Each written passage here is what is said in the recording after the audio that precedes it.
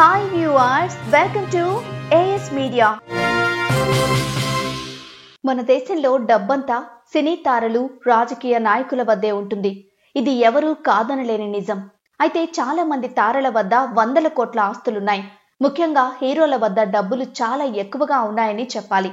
సినిమాలు ఓవైపు రకరకాల బిజినెస్లు చేస్తూ సినీ తారలు రెండు చేతులా సంపాదిస్తున్నారు. అయితే హీరోల సంగతి కాస్త పక్కన పెడితే హీరోయిన్లు కూడా చాలా మంది వందల కోట్ల ఆస్తులు సంపాదించారు.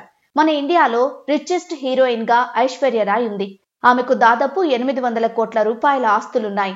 ఆ తర్వాత ప్లేస్ లో ప్రియాంక చోప్రా, అలియా భట్లు ఉన్నారు. కానీ ఒకప్పటి హీరోయిన్ దగ్గర ఇప్పుడున్న హీరోయిన్ల కంటే డబుల్ ఆస్తి ఉండేది. వీరందరికంటే ఆమె చాలా రిచ్. ఆమె ఇంట్లో దాదాపు 1250 కిలోల వెండి, 28 కిలోల బంగారం, ఇలా చెప్పుకుంటూ పోతే ఎన్నో స్థిర చరాస్తులున్నాయి. ఇంతకీ ఆ హీరోయిన్ ఎవరో గుర్తుపట్టారా?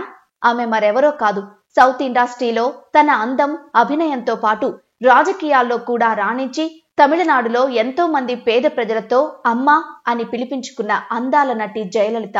జయలలితకు అప్పట్లోనే 900 కోట్లకు పైగా ఆస్తులుండేవి.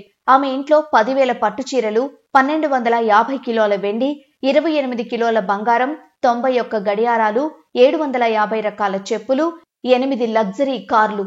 భారతదేశంలోనే రిచెస్ట్ హీరోయిన్ గా జయలలిత పేరు తెచ్చుకుంది.